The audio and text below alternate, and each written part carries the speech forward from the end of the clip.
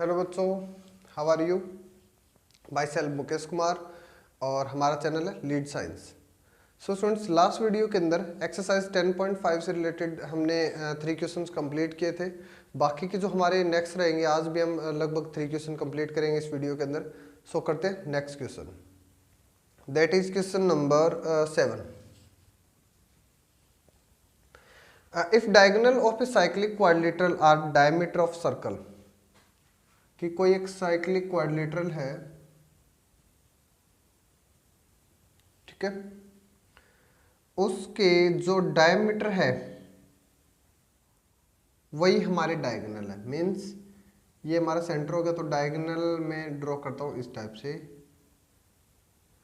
और ये हमारी डायमीटर भी है, तो इसका मतलब दोनों इक्वल है हमारे, ठीक है, A B and C D.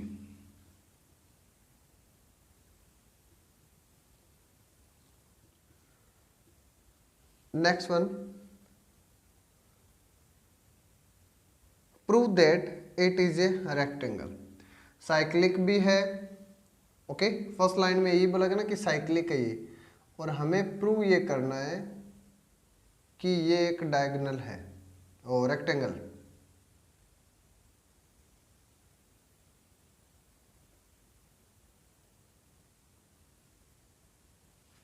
ठीक है,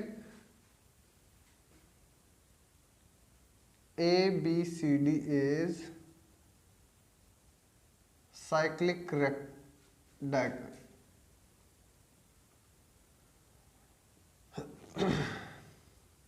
क्वाड्रिलेटरल, और प्रूव करना है हमें A B C D is rectangle. Okay, so students, rectangle को प्रूव करने के लिए हमें mainly opposite sides are equal. Okay, एक तो क्या करना है हमें, अपोजिट साइड्स, और सेकंड वन क्या हो जाएगा कि जो हमारे वर्टिसेस के जो एंगल है यहाँ पे वो आ जाएंगे 90 डिग्री।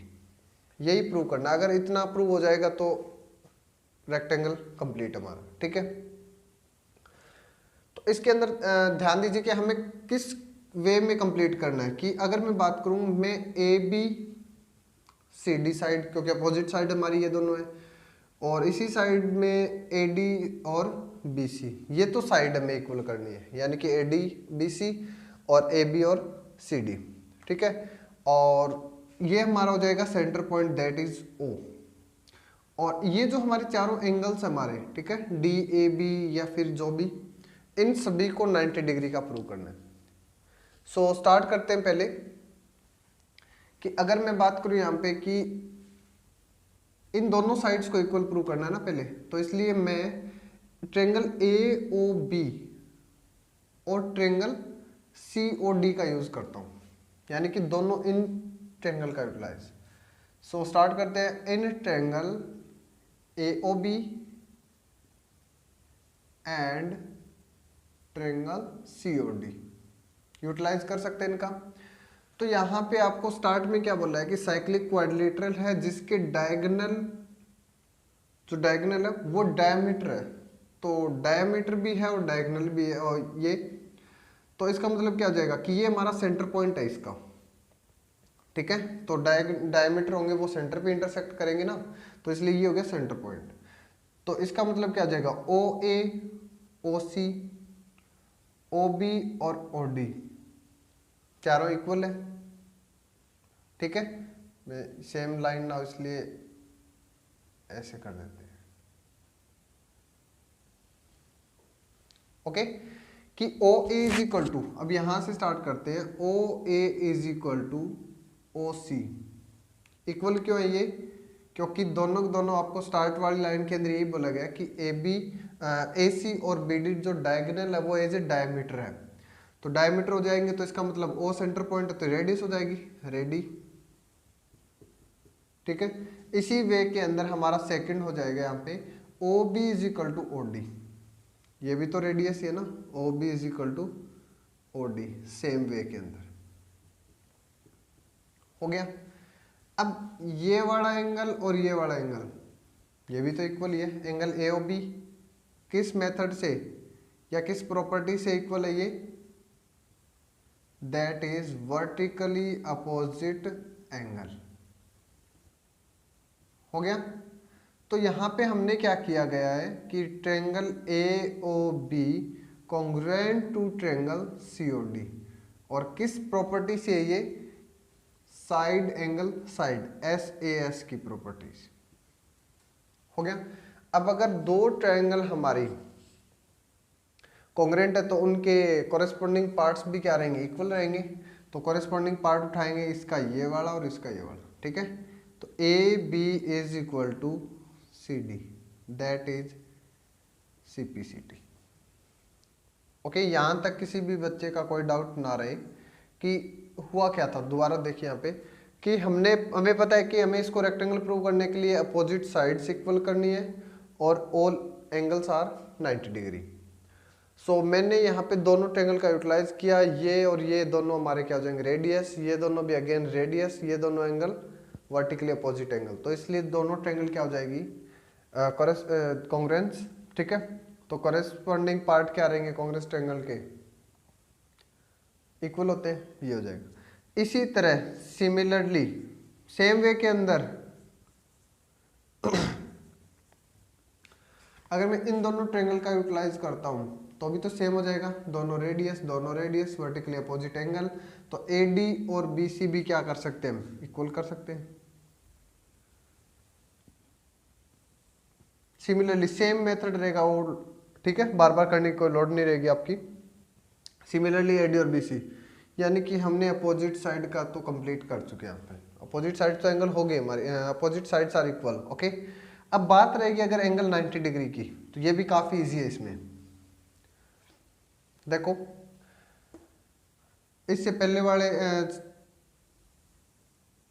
एक्सरसाइज के अंदर हमने किया भी था, ये सर्कल से रिलेटेड है ना, कि अगर कोई भी डायमीटर, ये डायमीटर हो गया हमारा, फॉर एग्जांपल मालूम है बीडी का एग्जांपल ले रहा हूं, सेंटर के ऊपर कितना एंगल बनता है? दैट इज 180 डिग्री, ठीक है। सो एक प्रॉपर्टी थी हमारी कि the angle subtended by any कोड इन द रेस्ट ऑफ, यानी opposite rest of the part या फिर rest of the arc always be twice of that, ठीक है। यानी कि सेंटर पे जो एंगल होता है किसी भी कोड का, कोई भी दो कोड हो सकते थे हमारी, इस टाइप से भी कर सकते थे। Okay, the angle subtended by the code on the centre is always twice of the rest, यानी कि रेस्ट पार्ट पे जो हमारा बनता है उसका क्या होता है? हमेशा ट्वाइस होता है, ठीक है। तो ये अगर ट्वाइस है तो इसका मतलब ये एंगल कितना हो जाएगा हमारा? 90 डिग्री। ओके, अब इसी का अपोजिट कर दो, इस साइड भी एंगल कितना है हमारा? That is again 180 degree. तो दोनों ओके, इनको एज ए मतलब आप रेडियस मान के चलिए कि रेडियस के थ्रू किसी भी सेगमेंट, अपोजिट सेगमेंट के अंदर यहां पे भी एंगल क्या होगा? ये अगेन 90 डिग्री हो जाएगा, ठीक है ना। तो अब ये तो हमने किया था बीडी के अकॉर्डिंग। सेम वे के अंदर अगर मैं बात करूं एसी के लिए कर दो आप, तो एसी में इस सेंटर पॉइंट हो गया, इस साइड एंगल कितना? 180, तो इसके अपोजिट साइड में कितना होगा? हाफ हो जाएगा, यानी कि 90 डिग्री। ऐसे इस साइड भी अगेन 180 डिग्री, अपोजिट में क्या हो जाएगा? अगेन हाफ हो जाएगा।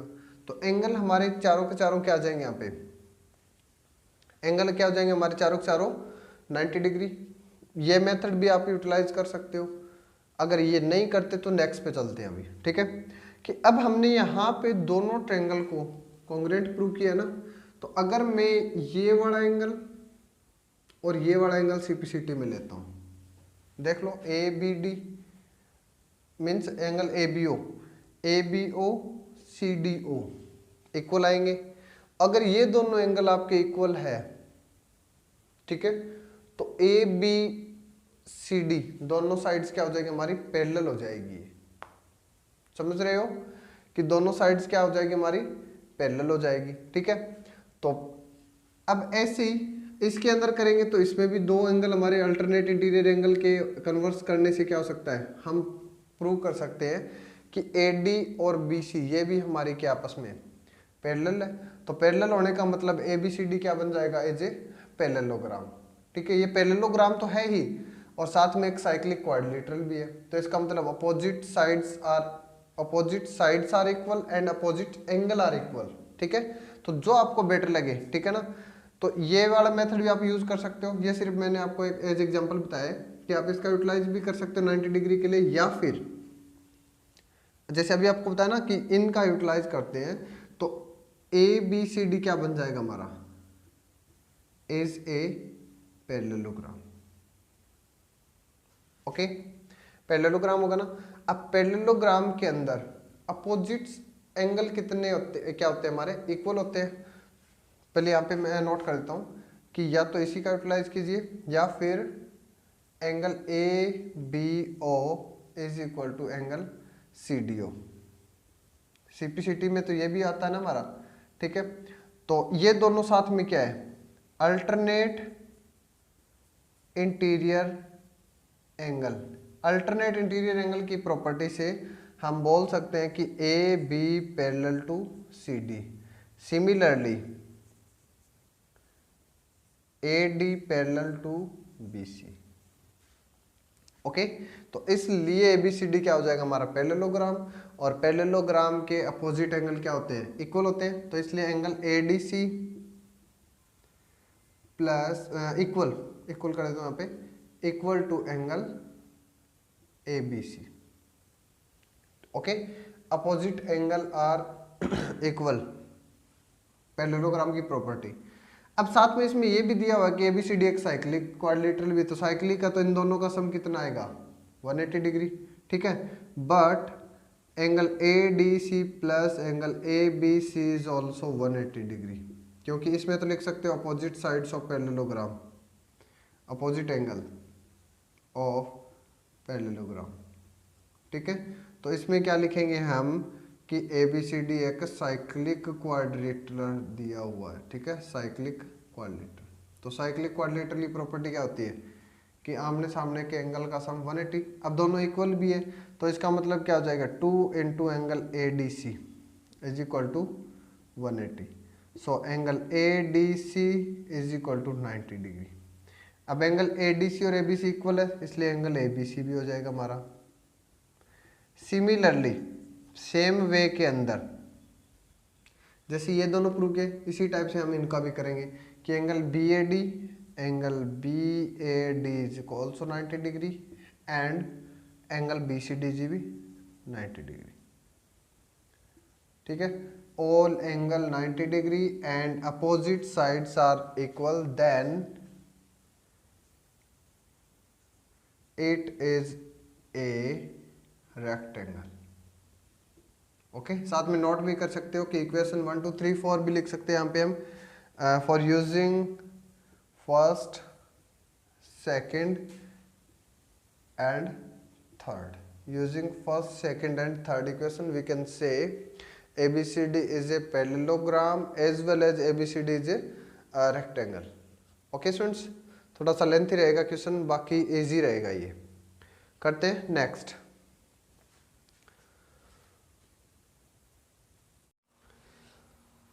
ओके स्टूडेंट्स, करते हैं next question, that is question number 8।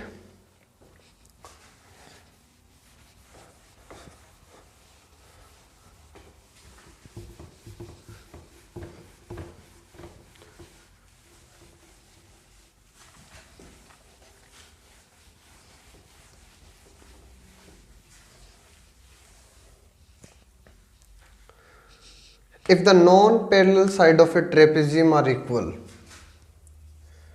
कि एक ट्रेपेजियम है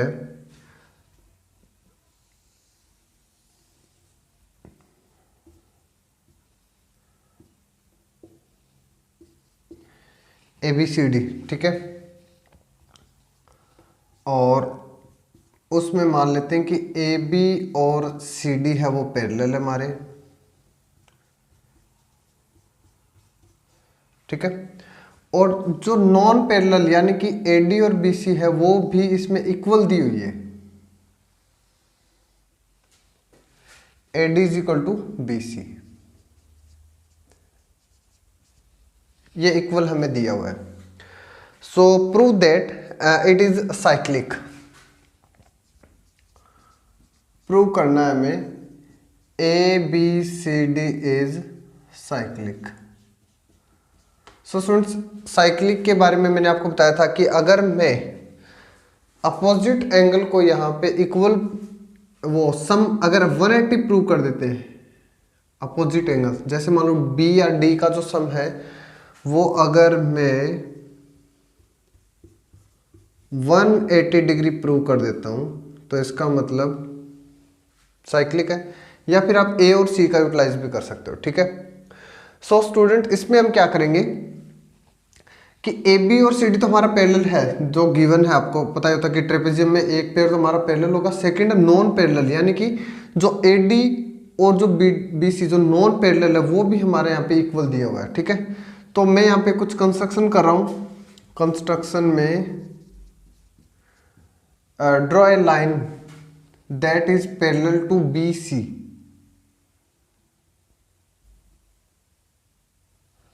ठीक है, कि draw a line segment A ई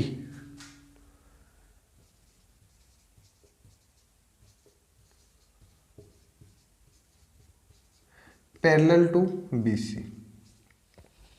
हो गया पैरेलल टू बी सी, ठीक है। अब इसी के अंदर देखिए कि A E parallel to B C हो गया, A B parallel to B C और डी पहले सी था हमारा। सो स्टूडेंट्स, ये पेयर भी हमारा पैरेलल है, ये पेयर भी हमारा पैरेलल जो अभी हमने लिया है, यानी कि ए डी को अगर मैं स्किप करता हूं यहाँ पे तो इसका मतलब क्या हो जाएगा कि ए बी सी ई एक पैरेललोग्राम हो जाएगा, ठीक है, A B C E. So A E parallel to B C और A B parallel to C E, यानी कि जो सी डी है तो इसका मतलब सी ई तो पैरेलल में होगा, इसलिए ए बी सी और E is a parallelogram. Okay, अब देखो यहां पे कि पैरेललोग्राम की प्रॉपर्टी क्या होती है, बी सी और ए ई इक्वल है। यही होता है ना हमारा कि B C is equal to A E, क्योंकि पैरेललोग्राम के अंदर opposite sides are always equal. और अब हमने क्या देखा यहाँ पे कि जो बी सी है ना वो ए डी के इक्वल भी है, बी सी है वो ए डी के इक्वल भी है, इसका मतलब B C is equal to A D भी है ना। तो इन दोनों का यूटिलाइज करके बी सी हमारी कॉमन है, तो इसका मतलब ए ई और ए डी भी क्या हो जाएगी, equal, A E is equal to A D. समझ में आया कैसे कि ये दोनों साइड्स तो पहले से इक्वल थी हमारी, गिवन है, ये दोनों साइड जब हमने पैरेलल ड्रॉ किया तो हो जाएगी, तो इसका मतलब ये दोनों साइड्स क्या है, इक्वल है। तो इक्वल साइड्स के अपोजिट एंगल भी क्या होते हैं, इक्वल होते हैं, ठीक है। तो इसका मतलब इस ट्रायंगल की अगर मैं बात करूं इस वाली में, तो एंगल ए ई डी यानी कि ये और ए डी ई दोनों इक्वल हमारे, ठीक है। इसलिए angle A E D is equal to angle E D A, opposite angle of equal side.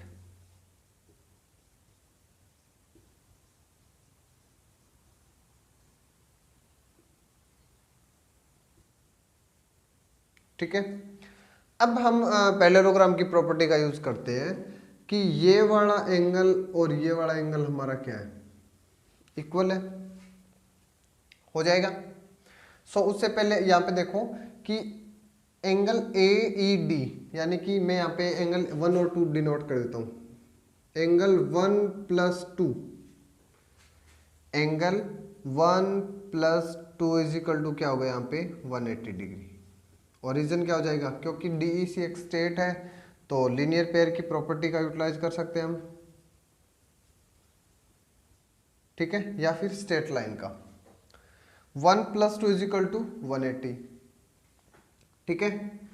तो यहां से 1 + 2 = 80 है, तो 2 + 3 या फिर 2 = 3, ये हमारी पैरेललोग्राम की प्रॉपर्टी होती है ना कि opposite angle are always equal, ठीक है। तो यहाँ पे एंगल 2 और 3 क्या हो जाएंगे, हमारे इक्वल हो जाएंगे।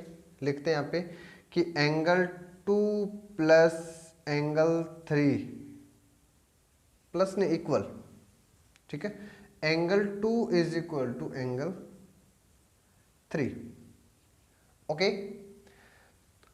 ये इसमें क्या लिखेंगे कि अपोजिट एंगल ऑफ, ये यहाँ पे बस थोड़ा सा आपको ध्यान रखना है, काफी इजी रहेगा ये, ठीक है। जो मैं मेथड आपको बता रहा हूँ काफी इजी है। अपोजिट एंगल ऑफ, नोट कर देते हैं totally, opposite angle of parallelogram, ठीक है। पैरेललोग्राम के अपोजिट एंगल क्या होते हैं, यहाँ पे इक्वल होते हैं। 1 + 2 180, क्योंकि लीनियर पेयर हो जाएगा। 2 और 3 हमारा इक्वल है, तो इसका मतलब मैं इस 2 की जगह पे 3 का यूटिलाइज कर सकता हूं, इस 2 की जगह पे 3, क्योंकि 2 और 3 तो इक्वल है। तो इसी को मैं दोबारा लिख रहा हूं, एंगल 1 + एंगल 3 = 180। क्या किया मैंने कि 2 की जगह पे 3 का, अब यानी कि एंगल 1 + 3 तो हमारा 180 हो गया। हमें क्या करना था, हमें यहाँ पे एंगल डी को करना था। अब आपको ये भी हमने यहाँ पे लिखा हुआ है, इस पॉइंट पे आ जाए अब यहाँ पे कि एंगल AED जो कि एंगल 1 है, ये जो एंगल 1 है ना, ये है इक्वल एंगल EDA के। तो मैं एंगल 1 की जगह पे एंगल EDA भी तो लिख सकता हूं ना, प्लस एंगल, तो एंगल 3 को क्या लिख सकते हैं, एंगल 3 दैट इज ABC = 180। दोबारा सुने यहां से, ज्यादा वो नहीं करना आपको, कि एंगल 1 इस टाइप से ही कि एंगल 1 और 2 हमारा 180 है, 2 3 के इक्वल हो जाएगा, ठीक है। तो ये एंगल और ये एंगल तो पहले से हमारा इक्वल ही था ना, तो इसलिए अगर मैं 1 और 3 का सम 180 किया है, तो इसका मतलब इसका और इसका सम भी तो कितना हो जाएगा, 180 हो जाएगा। और यही हमें यहाँ पे प्रूव करना था कि अगर अपोजिट एंगल का सम अगर 180 हो, then we can say ABCD is a cyclic trapezium. कौन सा हो जाएगा ये, साइक्लिक ट्रेपेजियम। रीजन क्या लिखोगे कि अपोजिट एंगल का सम यहाँ पे क्या है हमारा 180 हमने कंप्लीट कर दिया है। ओके स्टूडेंट्स, तो क्वेश्चन काफी वैसे थोड़ा सा यहाँ पे आपको देखने की रिक्वायरमेंट है कि हुआ क्या था। 1 + 2 180, 2 और 3 हमारा इक्वल था, 1, ठीक है, 2 और 3 इक्वल था ना, तो इसलिए मैंने क्या किया यहाँ पे इसका यूटिलाइज करके कि 2 और 3 इक्वल है, तो इसका मतलब 2 की जगह पे मैं 3 का यूटिलाइज कर सकता हूं। हो गया इतना। अब एंगल 1 + 3 180 हो गया। हमें किससे मतलब है, हमें था कि एंगल AD से मतलब, ठीक है, एंगल ADE से मतलब था। तो एंगल ये वाला और ये वाला तो इक्वल ही है हमारा, यहाँ पे लिखा opposite angle of equal side. किसी भी ट्रायंगल के अंदर अपोजिट एंगल होते हैं जो इक्वल साइड के, वो हमेशा इक्वल होते हैं। तो ये दोनों तो ऑलरेडी इक्वल ही थे हमारे, इसलिए ये भी इक्वल हो जाएगा। Okay, next question. So next question के अंदर क्वेश्चन नंबर 9,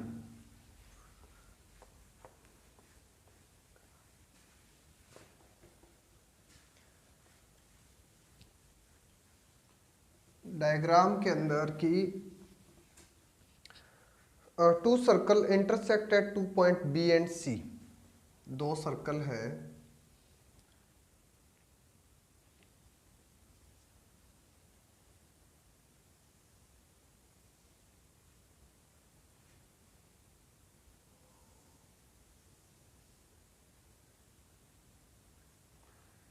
B और C पॉइंट पे आपस में इंटरसेक्ट करते हैं, ठीक है।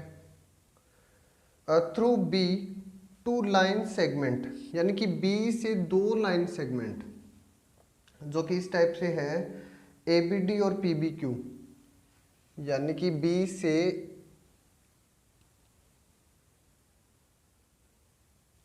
A B D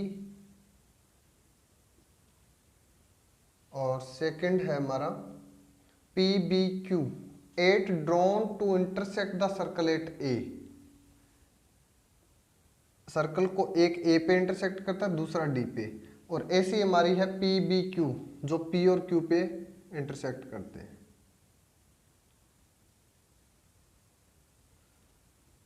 P Q, okay. उसके बाद में prove that angle A C P, angle A C और पी, यानी कि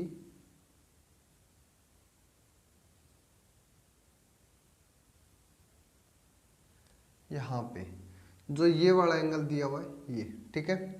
तो इनकी नोटेशन दे देता हूं मैं, ये एंगल कर देते हैं 1, क्योंकि काफी सारे एंगल बनेंगे ना यहाँ पे, 1 2। अच्छा, एक तो एंगल हो जाएगा हमारा ए सी पी, ठीक है। उसके बाद में मैं नोट कर देता हूं, angle A C P is equal to angle Q C D, means Q C और डी,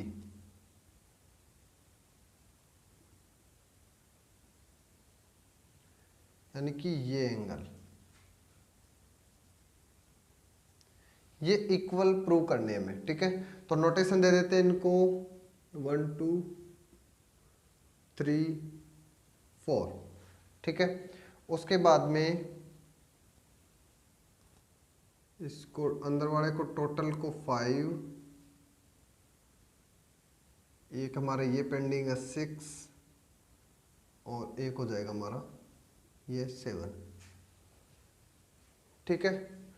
तो यहाँ पे ए सी पी की नोटेशन क्या है, A C P that is angle 6, और Q C D that is angle 7, ठीक है। तो हमें इस क्वेश्चन में, क्योंकि थोड़ा सा कॉम्प्लिकेटेड रहेगा ये, कि आपको 6 और 7 की वैल्यू को इक्वल प्रूव करना है, ओके। जो आपको गिवन डेटा था वो सिंपल एक ही है दोनों के अंदर, कि दोनों इंटरसेक्ट सिर्फ बी सी पे करते हैं, ओके। दोनों इंटरसेक्ट कहां पे करते हैं, बी सी के ऊपर। तो इसका मतलब जो बी सी, यानी कि ये वाली आर्क की अगर बात करें बी सी, तो अगर मैं इस सर्कल की बात करता हूं तो इस आर्क का यूटिलाइज करके आपको दो एंगल दिखाई दे रहे होंगे, 1 and 2 दिखाई दे रहे ना यहाँ पे, 1 and 2 दोनों सेम आर्क। बात करो तो आप कोड का भी यूज कर सकते हो कि सेम कोड से है, सेम सेगमेंट में, ठीक है। तो दोनों का आंसर क्या रहेगा हमारा, इक्वली रहेगा ना, सेम आर्क के थ्रू। तो मैं यहां से नोट करते रहना साथ में कि मैं यहां से सेम आर्क के थ्रू 1 and 2। सो स्टार्ट करते हैं हम। Angle 1 is equal to angle 2, reason क्या लिखोगे, एंगल 1 और 2 इक्वल का same arc B C, angle subtended bye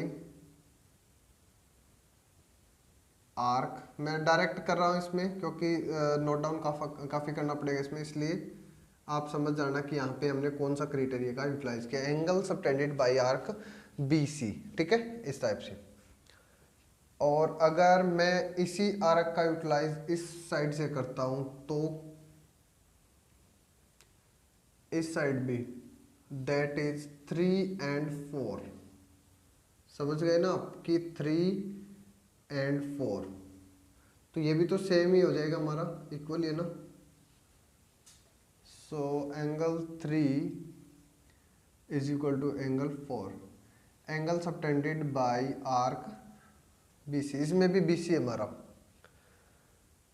okay. अब हमें यहाँ पे जाना है कि एंगल 6 और 7 के लिए, अब वही जो हम बार बार यूटिलाइज करते रहते हैं कि ट्रायंगल को चेक करेंगे कि 6 और 7 किस में हमारा मेन फैक्टर का काम कर रहा है। अगर मैं अकेले 6 की बात करता हूं तो ए पी से रिलेटेड नहीं है हमारा, ठीक है। अगर मैं अकेले 6 की बात करूंगा तो अकेले 6 किसी में भी नहीं है, क्योंकि ए सी और पी या तो इसको मैच करेंगे तो डी सी,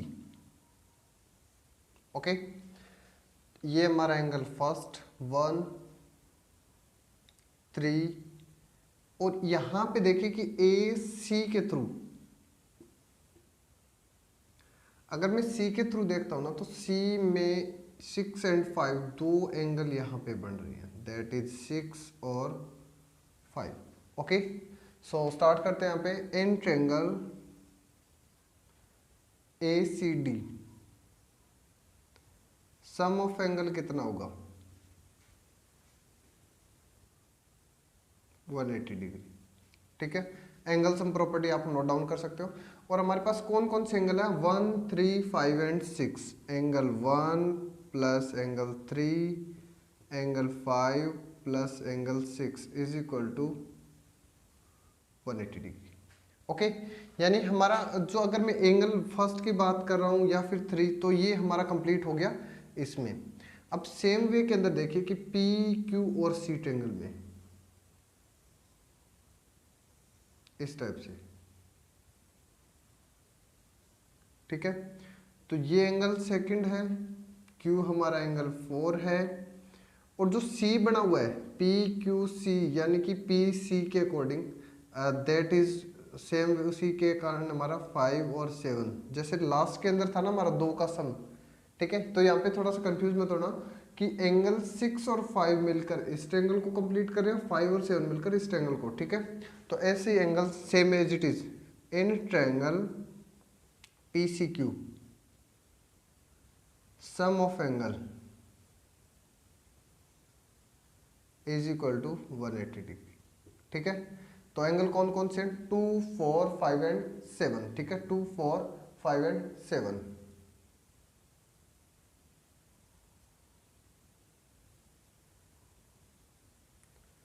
वन 180 डिग्री। अगर मैं इसको इक्वेशन फर्स्ट और इक्वेशन सेकंड मान लेता हूं, तो अगर इनका एंगल सम प्रॉपर्टी सेम है तो इसका मतलब क्या हो गया कि इन चारों एंगल का सम और इन चारों का सम 180 के इक्वल है। तो from equation first and second,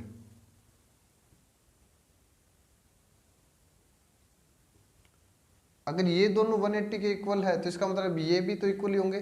सो इनका यूटिलाइज करते हैं, 1 plus 3 plus 5 plus 6 is equal to 2 4 5 7,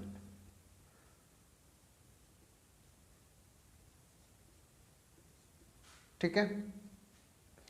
अब यहां पे देखिए कि जो हमने यहां पे यूटिलाइज किया था उसको as it is angle 1 and 2 equal है, यानी कि मैं इनको इस साइड ट्रांसफर करता हूं, एंगल 1 तो ये एंगल 2 इस साइड आएगा माइनस एंगल 2, हो गया। इसी टाइप से एंगल 3 और 4, यानी कि 3 और 4 किस साइड हमारा यहाँ पे, प्लस एंगल 3 और ये 4 इस साइड ट्रांसफर करेंगे माइनस एंगल 4, ठीक है। नेक्स्ट वन, ऐसे अब क्या करना है, मैं यहाँ पे हमारे पास क्या बचेगा एंगल 5, तो ये एंगल 5 इस साइड ट्रांसफर होके माइनस में, यहाँ पे एंगल 6 इज इक्वल टू इस साइड क्या बचेगा एंगल 7, ठीक है। तो अब इन सभी के अंदर देखिए आप कि एंगल 1 माइनस एंगल 2, अब एंगल 1 माइनस एंगल 2 जो कि इक्वल है एंगल फर्स्ट के ही, तो क्या हो जाएगा यहाँ पे एंगल 1 माइनस एंगल 2, यानी कि दोनों के हमारे इक्वल है 0, ठीक है। तो ये 0 क्यों हो जाएगा, क्योंकि angle 2 is equal to angle first, ठीक है। आप यहाँ पे नोट डाउन भी कर सकते हो, अगर करो तो लिख भी सकते हो, प्लस एंगल 3 माइनस एंगल 4 ये दोनों भी हमारे इक्वल है, तो प्लस माइनस क्या हो जाएंगे 0, प्लस एंगल 5 माइनस एंगल 5 ये तो दोनों सेम ही है, दैट इज अगेन 0। बचा क्या हमारे पास angle 6 is equal to angle 7, और यही हमें यहाँ पे प्रूव करना था। ठीक है, तो बाकी सब जीरो कैसे हुआ? सो यहाँ पे हम लिख सकते हैं कि angle A C B, angle A C B, A C P is equal to angle Q C D. Okay, तो यहां से थोड़ा सा आपको चेक करना है कि एंगल 1 और 2 जीरो क्यों हुए, क्योंकि दोनों इक्वल है। 3 और 4 अगेन इक्वल है। 5 to 5 सेम हमारा, तो बचा के हमारे पास angle 6 is equal to angle 7। Okay students, तो ये आज के लिए हम करेंगे इतना ही। बाकी के जो आपके लास्ट के 3 क्वेश्चंस बचे हैं वो करेंगे हम नेक्स्ट वीडियो के अंदर। Okay, bye bye and have a nice day.